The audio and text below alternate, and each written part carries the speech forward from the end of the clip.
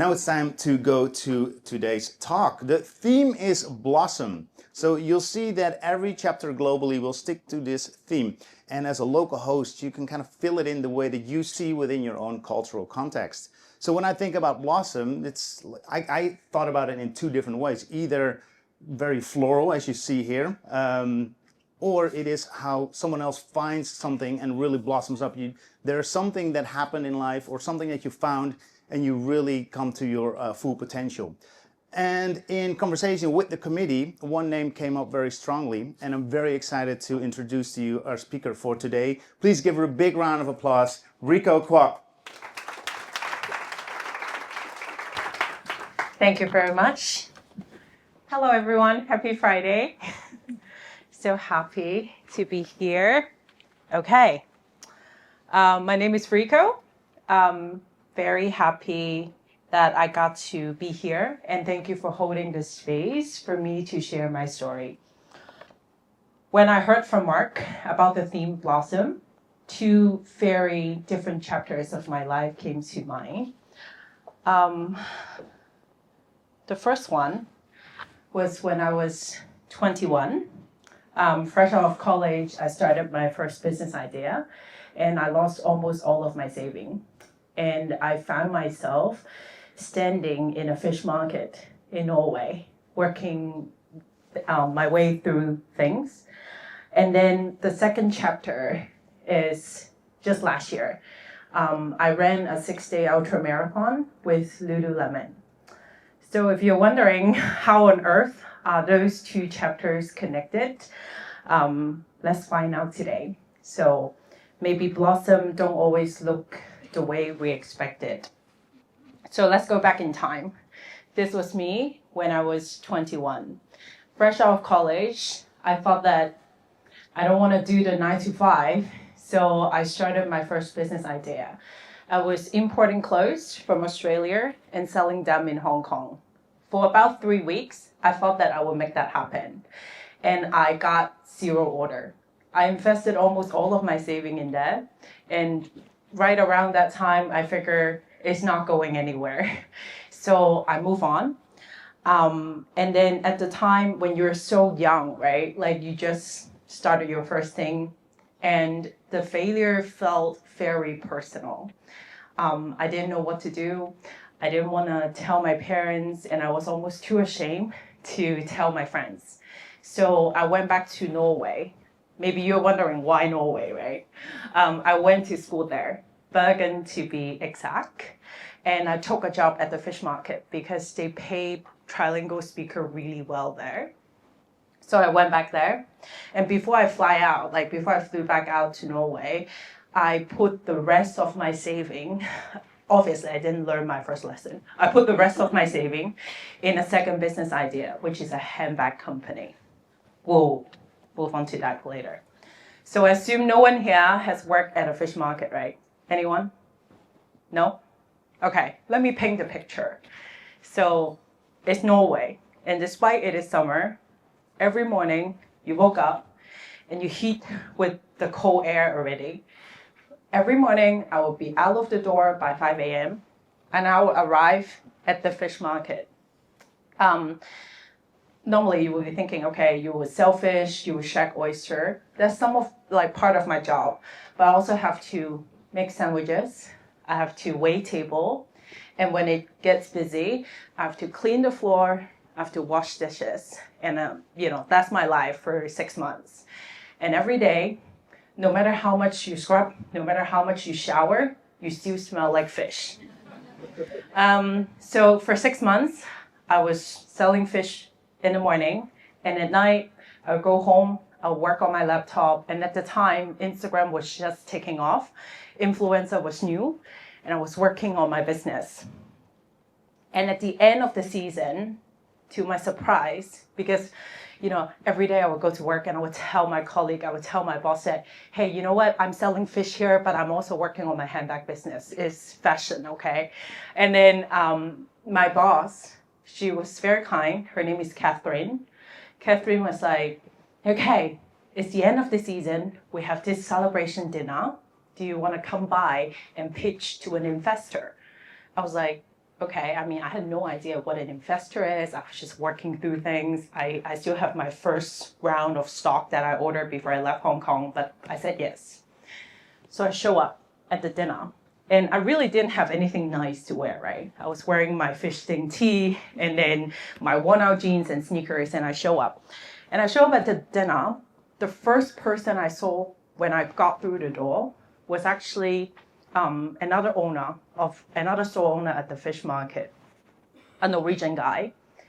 I walked through the door, he looked at me, and he was like, "What are you doing here? You're just a fish girl. Just clean up the table and leave." I had never felt so humiliated in my entire life. I wanted to cry, my face was red, and at that moment, I only really had two choices. I either give up and leave, or I could stay. And of course I stayed. So I stayed and, I waited my time. I got through the dinner with my broken Norwegian. I went to school there, so I did speak some Norwegian. I got through the dinner, I waited for my turn, and finally I got to meet Mr. Kyle. So Mr. Kyle is the biggest backer of the Norwegian fish market, and he also owns a lot of department stores in Norway. I pitched my heart out, and at the end of the night, I left the dinner with my first ever business deal, and Mr. Kyle was kind enough to buy all of my inventory right at the dinner. Thank you. And then let me look at my speech. I just came back from Dubai, so I didn't have time to prepare too much, but this was me with my handbags. So Mr. Kyle's fund actually gave me the runway to keep the handbag business going. Without him, probably there would not be any of my handbag business. So when I look back at that particular fish market moment, I always wonder what my life or my career would turn out to be if I didn't stay. So I survived the fish market, and then I came back to Hong Kong. Mr. Kyle's fund gave me the runway to invest in a second collection, which eventually went viral in Hong Kong. And I was only 22, 23 at the time. And I just felt like, wow, like I'm doing this entrepreneurial thing. But then what I didn't know was that like the hustle culture, if anyone knows, back then, like was me. Like that was my identity.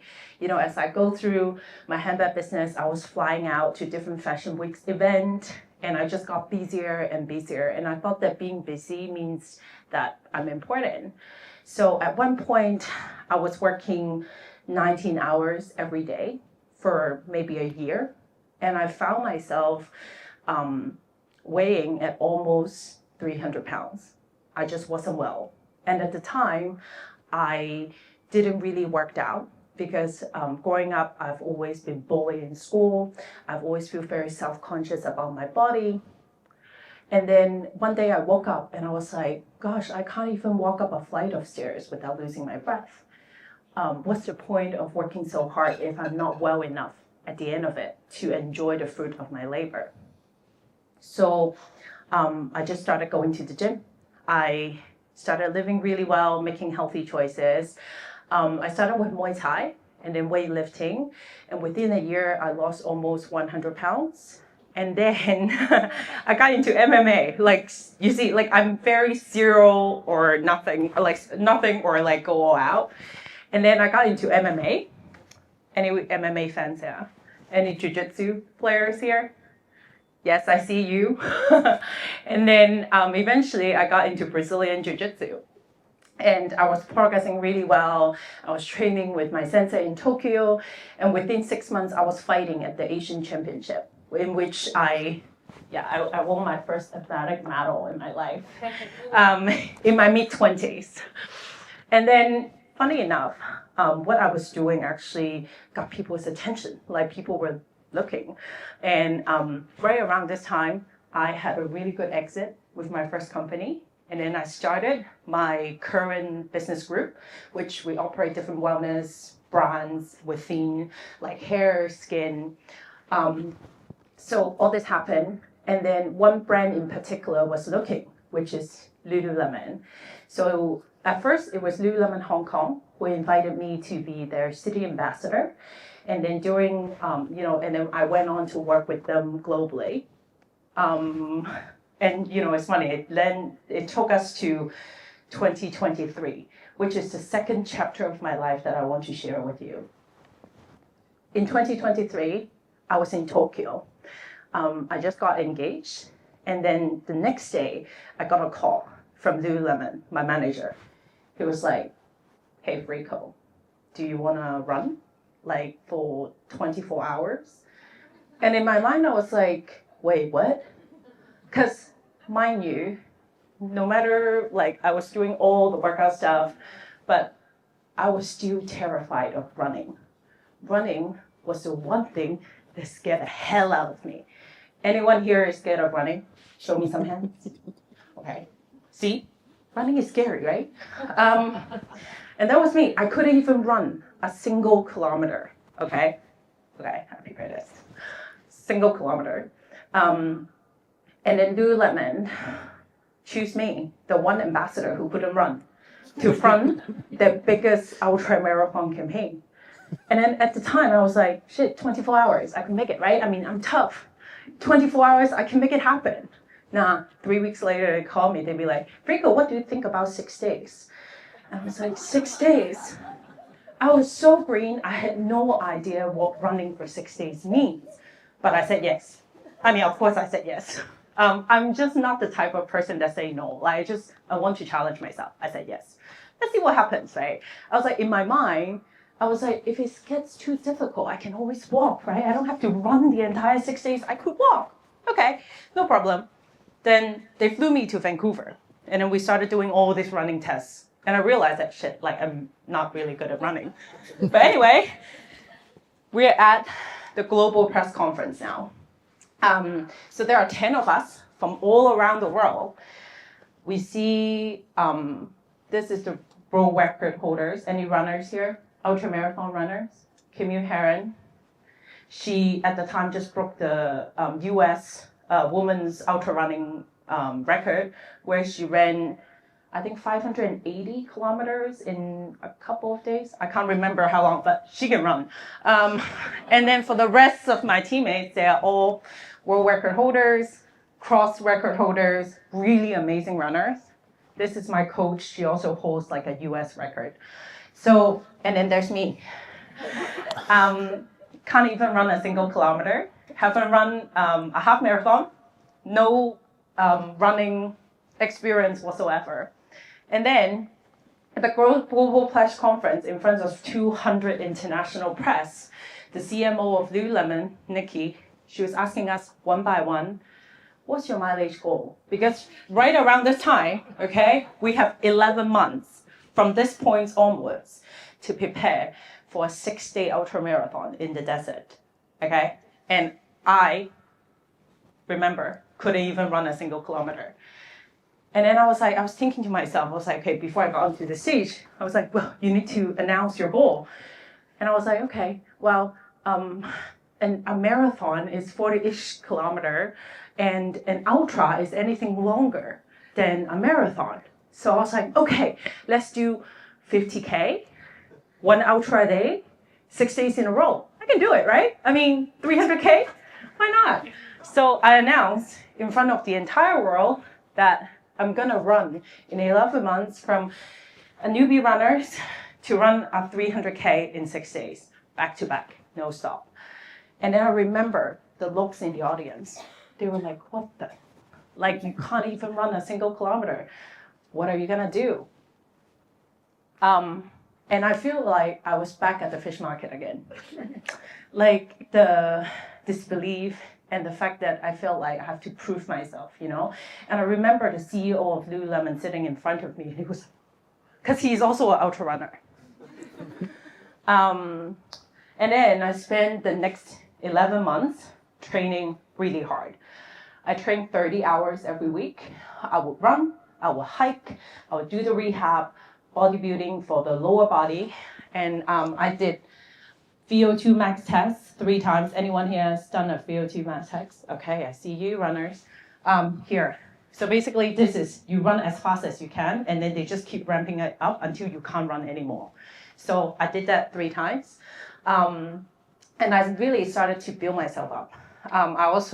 They also put me in this global campaign where my face is everywhere, running in front of people, which is my biggest insecurity. But I did that. So I slowly built myself up. Every week I kept running. And I remember that I would always run around my house, my neighborhood. And there would always be nosy Chinese uncle, you know. They'd be like, girl, you're too big to run. Like, your knees are not going to make it. And on Instagram, because I was updating about my runs, and there will be people commenting, saying like, God, this girl is going to, you know, she's going to need a knee replacement before she can get to the start line. And I get that. But I still show up every day. Because I felt like, you know, teenager Vriko would have given up. Because, you know, people were saying things, people think that she can't do it. But then this time around, I really know that I'm doing it for me. I'm taking up this challenge for me. So in 11 months, I ran 2,700 kilometers to get myself to the start line. From not being able to run one single kilometer, I ran a kilometer without stopping, then 5, then a 10K race, half marathon, full marathon, 50K. And I remember showing up at the start line. This was last year, March 6th, right before the International Women's Day. So the project of Further is partially scientific research with the Canadian Sport Institutes. It was product design and testing with Lululemon, and also the actual race. I show up at the start line, and despite running 2,700 kilometers, I still felt like I didn't prepare enough, you know. And then day 1, I felt really good. I ran 65 kilometers, felt good, no problem. Day 2, I ran 50K, and I was like, okay, I'm struggling, but I can do this. Day 3, I woke up, I broke. I was like, damn, why would we do 6 days? Like, if anyone, okay, any runners here? We got some runners here, right? Like, you've done 5K, 10K, and then the next morning you woke up, be like, I'm just gonna do a casual 5K. But no, 65, 50. Third morning, I woke up at 5 a.m. because on the day, I needed to hit 100 miles to get to my goal of 300. Remember, our goal is 300K. I've been running for 7 or 8 hours from 5 a.m. And then I was 3 laps. So to make things worse, they make sure that we are miserable enough that we have to run in circle. So for 6 days, it is one same course, same direction. You just keep running as far as you can. I mean, they try. They really done their best to support us, but it is the loop. So I was 3 laps away from 100 miles, okay? I was at 36 laps. And for the first time in the race, I ran past that water station. I broke down. I gave in. I walked into the water station. I sat down. I was like, I'm not doing this anymore. This is so painful. In my mind, because I'm Asian, I'm really good at math. So I was like, okay, so 300K, but then if I do 1 marathon a day, 6 days in a row, 240Ks, maybe I can cut 50K off my goal. That would still be okay, right? And I was just crying. Every part of my body was screaming, my feet, my ankle, every part just wanted to give up, and I was just crying. And this is what runners describe as pain cave. I was in my pain cave. And right at that moment, my Australian teammate, Montana, she ran past the water station. And she's ex-Australian woman NBA player. She's one of the toughest women I know. She ran past the water station and she showed me crying, and then she started crying, and then we started hugging, and we were like, this thing is too much. We finished that lap together. She got me out of my pain cave. We finished that lap together. I went for another lap. And then while Montana was telling all of my teammates about, how I was, struggling. And then for the last lap to 100 miles, all of my teammates dropped their goals and we held hands.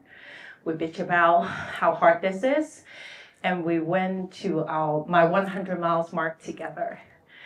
And that was a moment that I would never forget, because without this moment, I would have never been able to keep going. And eventually, I got to the finish line, finishing with 303.31 kilometer. I did it. I ran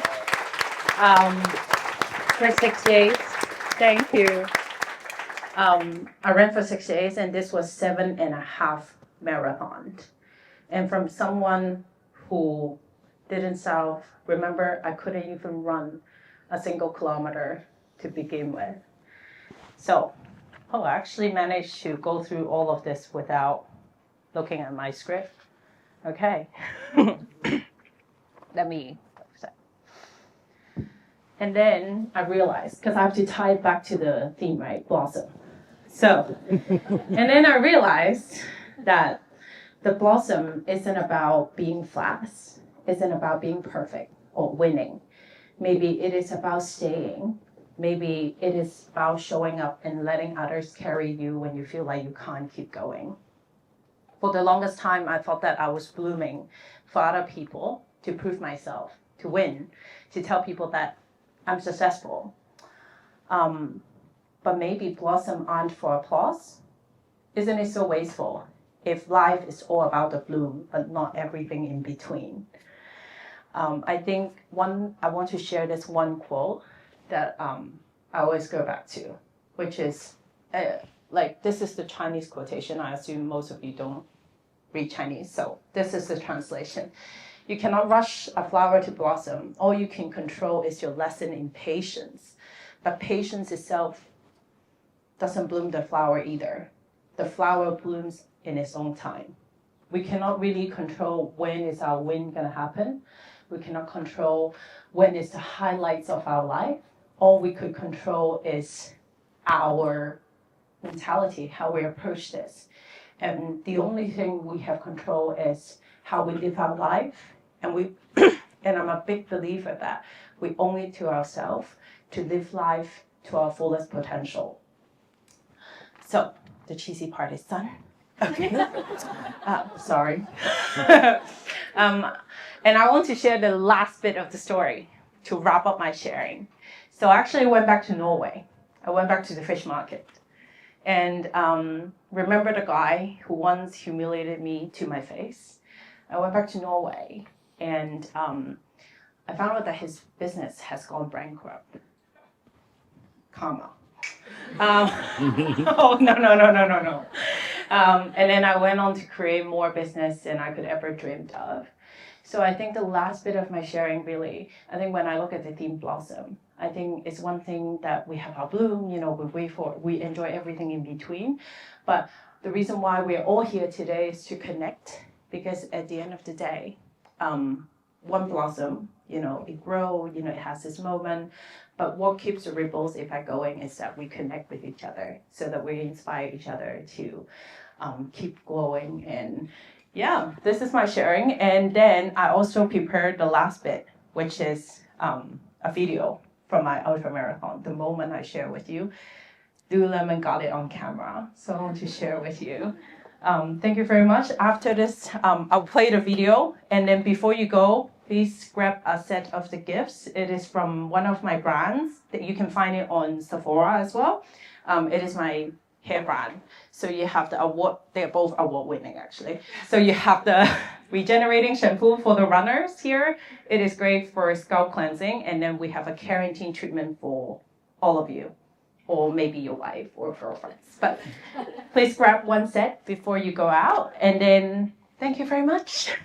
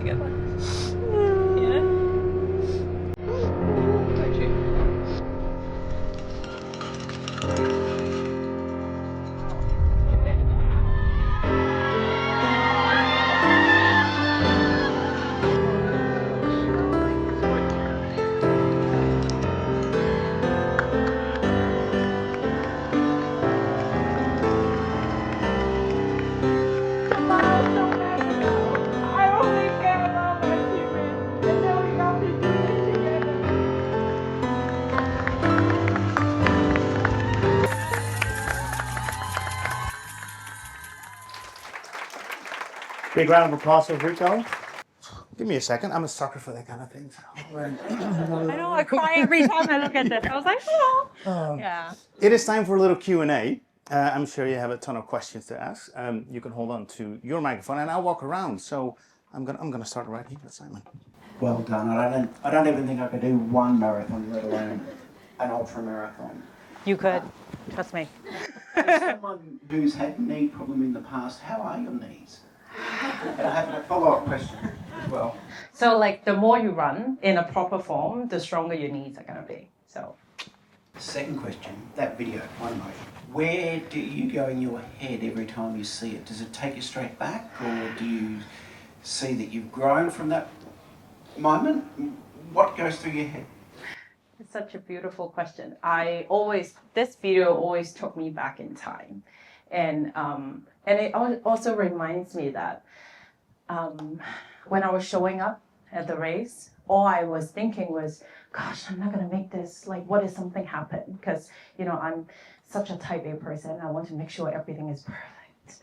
And then I look back at the entire experience and I wish that I would just let go of everything and just enjoy every moment, every pain, because that's the beauty of it. I will give anything to go back to the start line now and do this all over again, because it is such a difficult challenge, but at the same time, it is so profoundly impactful to who I am today and everything that has happened since then. Every time I look at this bit, it reminds me of the beautiful journey I took with my teammates to get myself there. And and the one lesson I will always carry with me to just enjoy every moment. Yeah. And sorry, third, final question. Do you see the same person you are now in that video, or do you see today someone who's grown and learned from that moment? I think I've definitely grown and learned, because it is a new learning, which is after the ultramarathon, I had to adapt from the runner's high to like running 30 hours a week to then drop it off to maybe now I run 10, 15K a week. And it is a new balance that I have to find, because in my life, you can see, right? I was all about my career, no workout. And then I jump into my new career, which is a lot of workout, but then I wasn't really like working as much. So now I'm in this, I guess, Vriko 3.0, which is from that moment onwards. One thing I've learned is how can I find a balance in my life where I can still do something I love, but also have the achievement in my career. So yeah, thank you. Thank you. Well, I got a question. So you boldly just on the spot came up with 300K without ever running. What were some of the other targets for the other people? Oh, so like Camille, who broke the U.S. record before signing up to this race. So she ran, I think, 1,000-ish something kilometer in 6 days. Yeah, that girl can really run. And then Montana ran, I think she ran 580, something like that. Yeah. So wow. Yeah, it was some numbers. Yeah, very impressive. Oh, I'll take that microphone. I like how people are shaking their head, be like, no. Yeah. We talk about in the manifesto this idea of passion and purpose. I'm super curious, what has been the thing that's drawn you to these business ideas, from fashion, handbags, to now hair care products? Thank you. When I started a handbags company, the inspiration was I felt like there wasn't too many colorful choices in the handbag business. And if they're super colorful, they're not too affordable. So I saw this white space. I think one of the biggest, value I have is curiosity. I'm always curious to find out what's on the other end, no matter if it is business or if it is pushing my personal limit. I push really hard. So that was the inspiration. And then when I move on to the wellness sector, I think honestly speaking, business-wise, it's because when you do a handbag business, people don't come back for another 6 to 9 months, and I switched to consumer goods. And I can focus on really extending their lifetime value. That's a very business thinking. But then the second layer is because my handbag was made with cow leather, and I just didn't want to hurt animals continuously as I expand my business, because at the time we were growing really fast.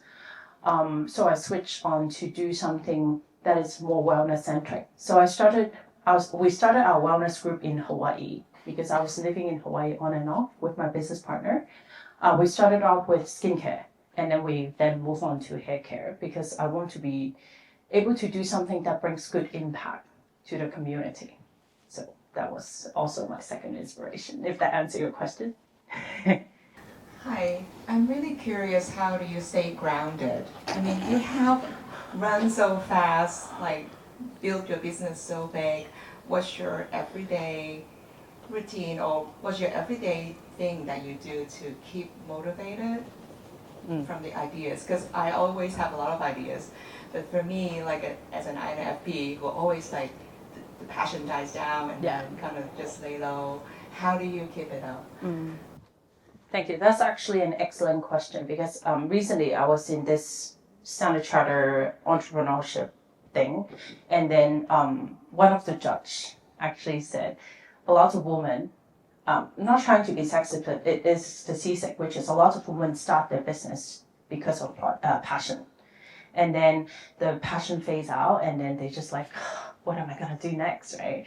So, I mean, I think as someone who's been in the space for 10 years, one thing that kept me going realistically is my team. I mean, I have to pay them.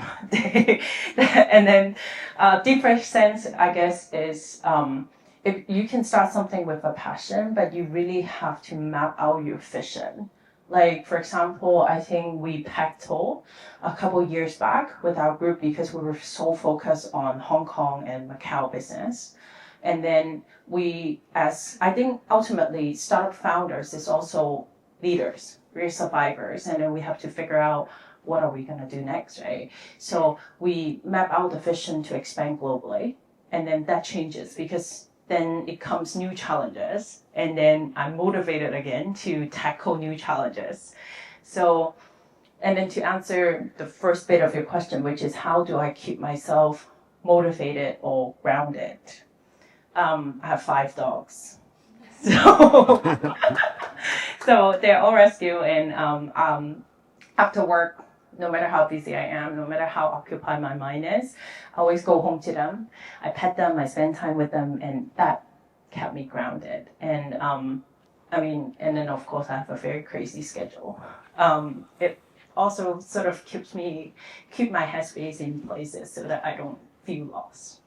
Happy to connect after the session so that we can talk more. Yeah. You have space for one more question? We need to wrap up. Was there one more question? Yeah. Okay. There's 2. We can talk after this too. Yes, you'll talk later on because we've got to wrap it up. Oh, okay. One more round of applause for Vriko, and it is now.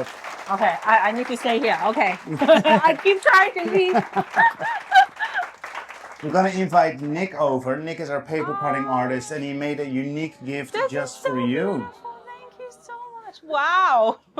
You are an artist. God, thank you so much. Whoa. So this is a promotional image that I got from Lululemon. And then the red stripe, I believe, is the arch of the finish line, right? I think that's what you took the photo. So much more brutal to know that you have to pass it like 100 times. It's usually for a race, you just pass it once. I thought that was very iconic, very confident. This is so amazing. Thank you so much. This is beautiful. We have to get in touch so that I can support your business. You guys do the same, okay? This is so cool. Thank you. Thank you. We're going to take a quick picture.